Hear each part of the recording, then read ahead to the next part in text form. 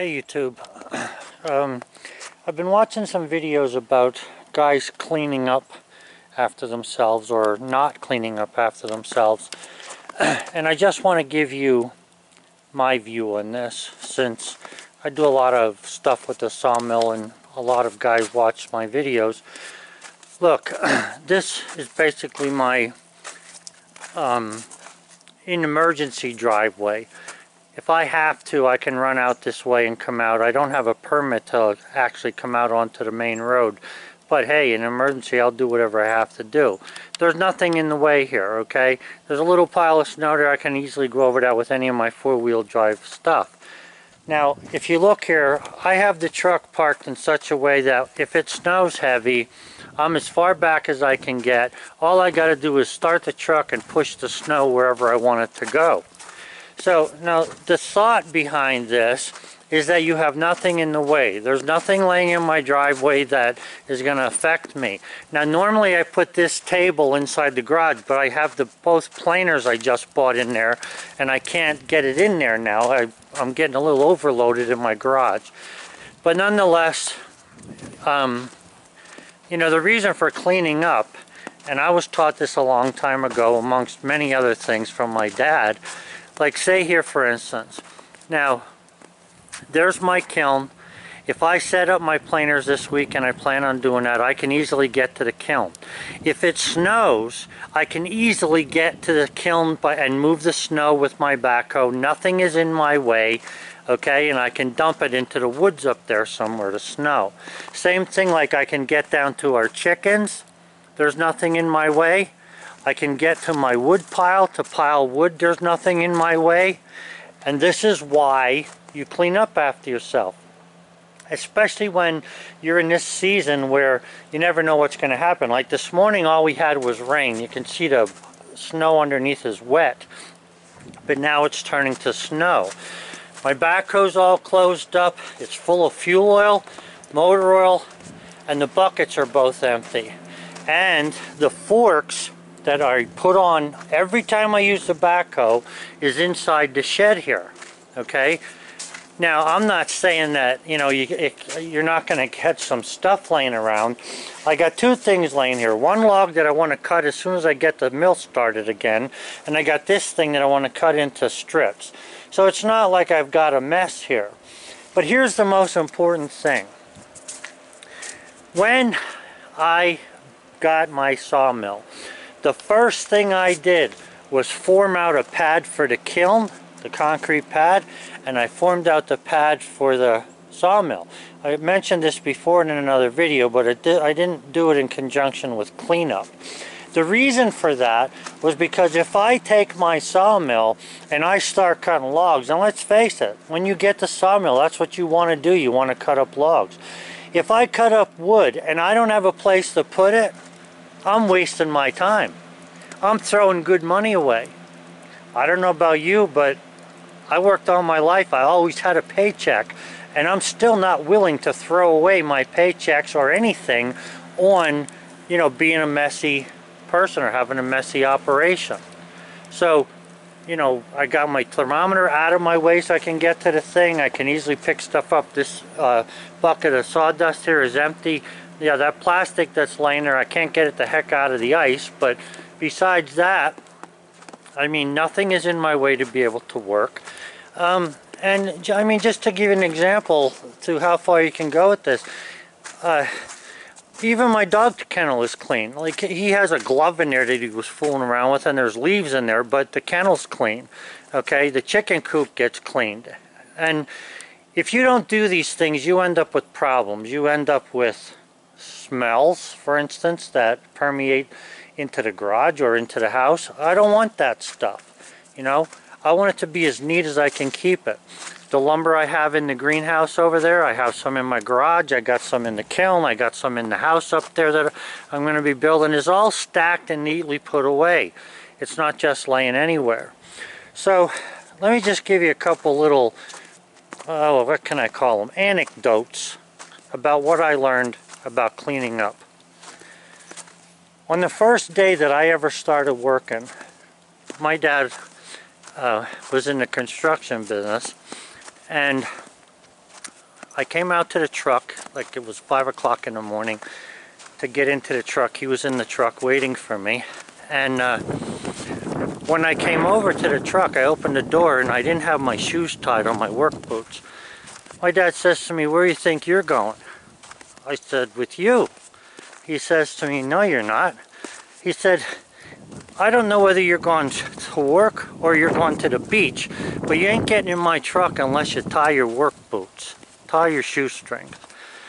Now, we can sit here and we can argue all day long about whether this is insane or not, but I'll tell you what it taught me was when you go somewhere and somebody's expecting you to do something, if you look like you can do the job, chances are they're going to see that and they're going to say, well, maybe we should pick the guy who looks like he's going to do the job rather than some guy that comes in short shorts and a ponytail.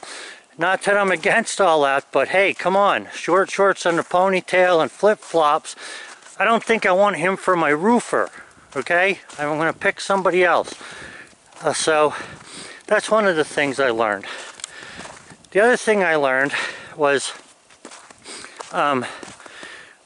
when I went to work that day with my dad, and I'll tell you what, he was hammering the heck out of me for the first week. I went to work, we all sat around, we were outside in construction work, and we were eating lunch. And I took my sandwich paper, I threw it on the ground. What the heck, we were out in the middle of nowhere, it was nothing but, you know, dirt everywhere. He says to me, "Hey, was that piece of paper there when you got here this morning?" I said, "No." He said, pick it up and put it in your lunch can. Your mom will take care of that tonight when you get home." So, you know, and then I noticed that the guys that worked for him did the same thing. Nobody threw stuff around. Just to give you an example, inside of our heavy equipment, my dad used to keep a can of DuPont number 7. When he hired an operator, he gave them that and a bunch of rags. And it was their job to keep the machine waxed, especially his name on the door. So that's something that they did because he was paying them good money and they wanted the job, and the guys were willing to do that. I even saw a guy paint a track hoe. I'm talking about a big Inslee track hoe. Paint the whole friggin' track hoe one summer just because he wanted it to look nice, because that's what my dad liked. And that's what these guys would do. So, you know, I learned early to clean things up, take care of things, and not leave stuff lay around. Same thing with my driveway where we're walking here. Every year I put stone in the potholes that are in the driveway, or sometimes I put cement in them. It depends on how, you know, big they get. Because the nitwit that built this road from the start, instead of digging out the stumps, he left the stumps cut at ground level, and every year they rot a little more and a little more. See, now we wouldn't have done that. We'd have dug the stumps out, and at that time we could have used to bury stumps. Now you're not allowed to bury them, so they burn them or, you know, haul them and get them ground up. But point is that's how we worked. We didn't leave stuff lay around. Even like where my other house is up here, I don't have stuff laying all over the place here.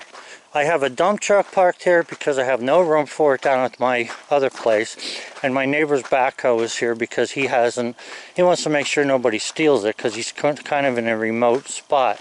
But there's no junk laying on my deck. There's no freaking garbage outside to blow all over the place.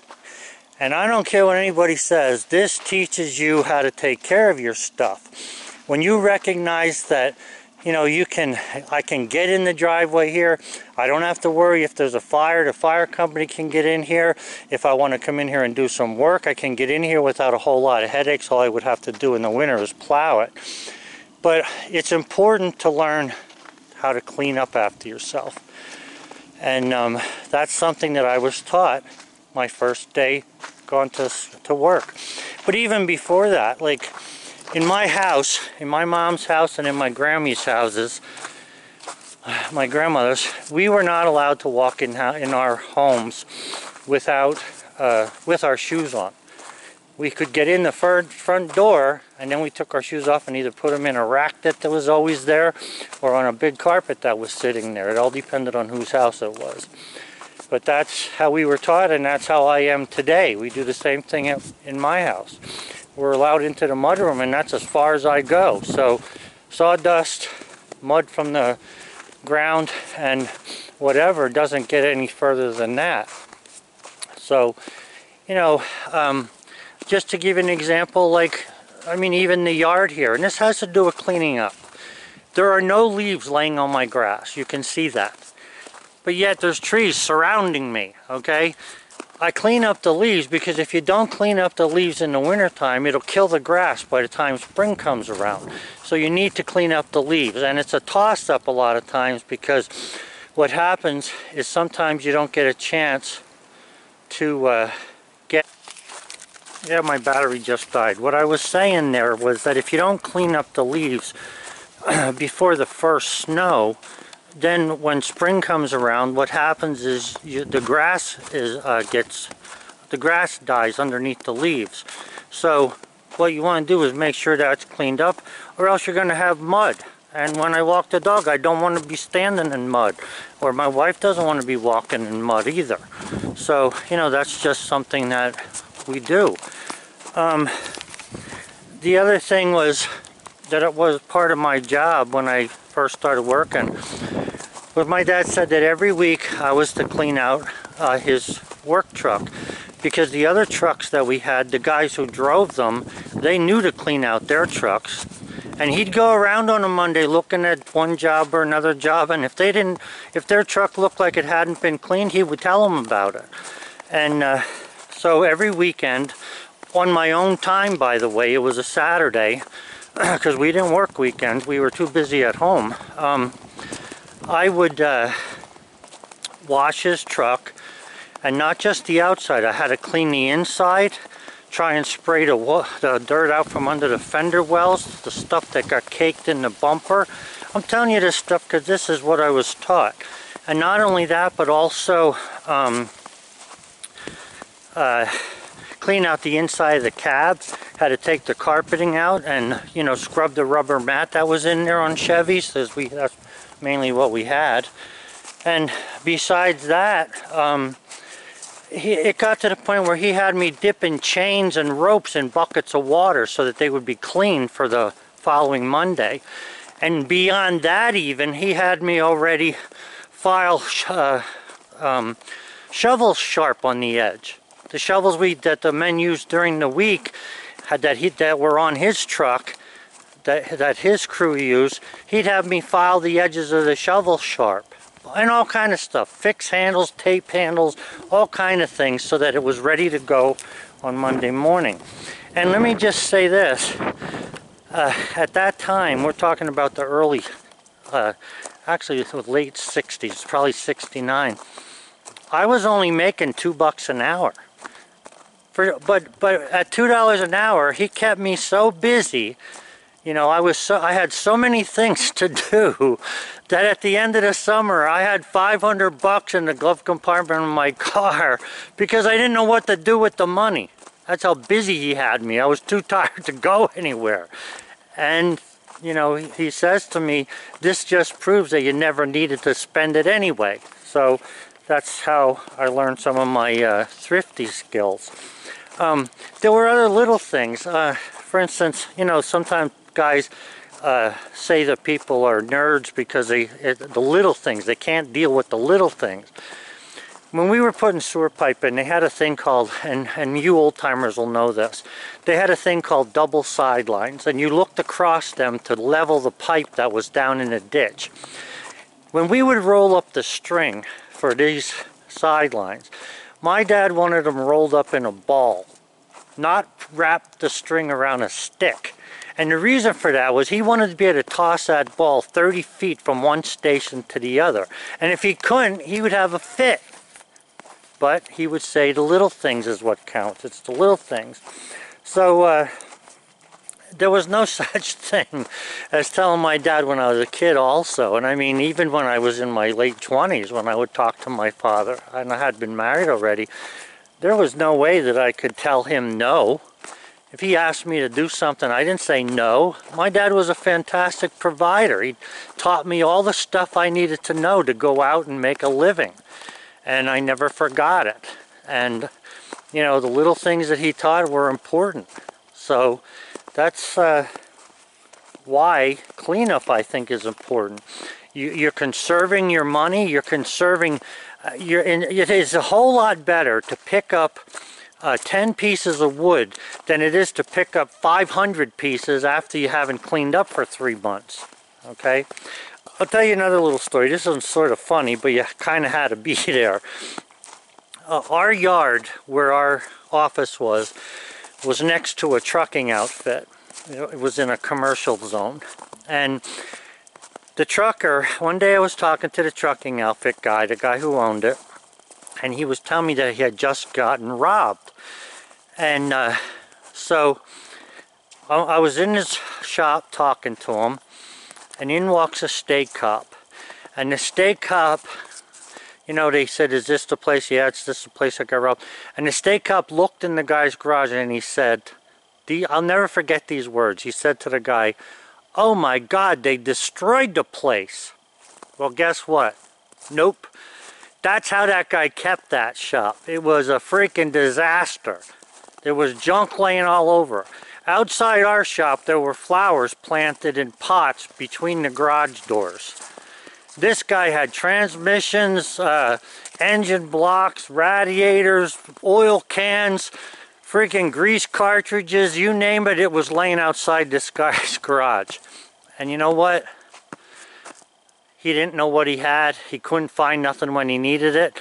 And that's another reason why I was taught not to do that kind of stuff, to clean up after yourself. So, and it pays in time, because the time it takes you to clean up, like let's say where I was showing you up there where the wood was, where the kiln and stuff is, if I left wood piled there and we get 14 inches of snow tonight, how am I supposed to get that wood out of there? I'm not going to know where it is. That's why you want to clean up. And we did the same thing on construction projects. And you guys who run heavy equipment or did run it, we cleaned the tracks on our track equipment every night. There was no such thing as leaving a piece of equipment with mud on it. I don't care if it was summer or winter, you know. Most people do it in winter. He did it every single night. It had to be cleaned or else somebody was going to lose their job. So some of the other things, you know, you might say, wow, this guy sounds like a crazy man. Let me tell you about this crazy man. The foremen that worked for us, including myself when I became a foreman for my dad, were making a $2,000 bonus every year for Christmas time, and a $2,000 extra for every year you put into the company. So there were guys taking Christmas bonuses home that were more than 6 months of their paycheck. And that's why these guys were devoted to it. They knew the money was there. They just had to keep track of stuff. In our yard also, like my dad had a pile of copper, a pile of cast iron, and a pile of, what the heck did he have? Cast iron? Oh, and aluminum, a pile of aluminum. And everything went there. When they cleaned up a job, it didn't matter whether we were building houses or building a freaking bridge. Whatever had to be cleaned up, it was taken, sorted, put it on its own pile, and my dad would say, see that pile over there? That's the Christmas bonus, or that's the Christmas party. That's what he used to always say, that's the Christmas party, you know, or the Christmas bonus. So, also, like when it came to taking care of equipment, he had records that every piece of equipment had a number on it, and you see that on a lot of people today. They do keep track of some stuff. Caterpillars, you can thank for that, taught them how to do it. But anyway, all of our equipment had numbers on it long before CAD ever came out with software for this. They all had a number on, and what would happen is we would take that equipment and keep records on it. You could go back and see when oil was changed, you know, how often, what happened with it, you know, when it was maintained. And all of that is why you should be cleaning up after yourself. and not tomorrow. You know, I saw some comments on some of these things that say, oh, well, you know, it's tiring to clean up. Listen, you work 8 hours a day. If you clean up yourself while you're going, if you do things in a neat, orderly way, and it doesn't take any more time, and you can be proud of your work, at the end of the day, it only takes 15-20 minutes for every guy to clean up his stuff, throw it wherever it's supposed to be, put it in the back of the truck, do whatever, and walk away. And that's what we did. One time when I was working in one of the boroughs in Pennsylvania, I had gotten a little award because the people we worked for were so happy to see that a contractor would come into their home and still take their tools with them every night. I mean, my neighbor, I got a neighbor in the opposite direction of Jim, and the neighbor over there had a house built about 6 or 8 years ago. So he came over to me and was asking me if I would keep an eye on it, make sure they were doing whatever, and I told him I would because I wasn't about to build it. I was already retired or getting ready to. And what happened was the guy ended up going bankrupt. And here's the thing. When we went into the house, there was an air compressor, ladders, miter saw, table saw, generators laying all over the freaking place. Outside there was a tractor that was sitting there. There was snow all over the lumber. There was no covers on the lumber. Look, lumber can take some rain and it can take some snow. There's no doubt about that. However, if you are trying to nail up rafters and they're all got a coating of ice on them, I want you to tell me about how you're going to do that, okay? Because that's nonsense. And it's the same nonsense when you cut wood and you don't put it somewhere. You have no idea where you're going to put it. You're just guessing at where it should go. Or you're going to throw it next to where you're working. You know, there's an animal that shits, and you can excuse my words here, and craps or whatever, where it eats. And if that's what you do, if you throw your crap and junk where you work, then you're no better than that animal. So that's what I was taught. Guys, it's 2 days before Christmas. I hope you have a Merry Christmas. I'm not trying to offend nobody, not trying to call anybody out. All I'm saying is do the work, finish it to its completion, and you'll be glad you did. Because right now, if we get 14 inches of snow, the only trouble I'm going to have is walking through it to get to the backhoe or walking to it to get to my truck. And to tell you the truth, even that I got myself covered. You see the snow shovel over there by the door? That gets put there in October in case I'm over at that door and I need to get out and there's snowing. And I also keep a shovel, just so you know, by the garage door here. There it is. So that I can get that cleaned up if I'm inside the garage and it's snowing while I'm in there. I have respect for my wife's hard work that she does, scrubbing floors and vacuuming floors or whatever she does in there. I'm not even sure what all she does, but I know it's always clean. So, and she's always busy. So guys, this is why you should clean up after yourselves and don't wait. You know, look, there's going to be times when you just can't get it done. I understand those times. We've had them too. But you always regret it the next day. Okay, you always regret it. There were times when we fixed water main breaks that we were up till midnight, 1 o'clock in the morning, 2 o'clock in the morning for different cities. City of Allentown, Bethlehem, Philadelphia. You know, it's really, really hard to get everything taken care of. But the more you do that, and the more you learn how to do it, the easier it becomes. So there should never be a time when part of your project management skills and part of your calculations for figuring out how much wood is going to cost, there should never be a time when you don't include clean up. Okay? When people come here and ask me to cut wood, I say to them 2 things.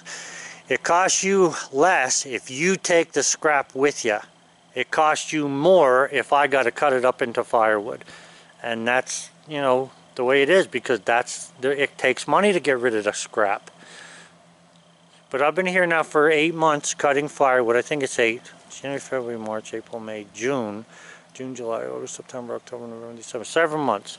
I've been cutting wood here for 7 months, and I'll bet you that this place is cleaner than people who cut wood for 2 weeks after they get their sawmill.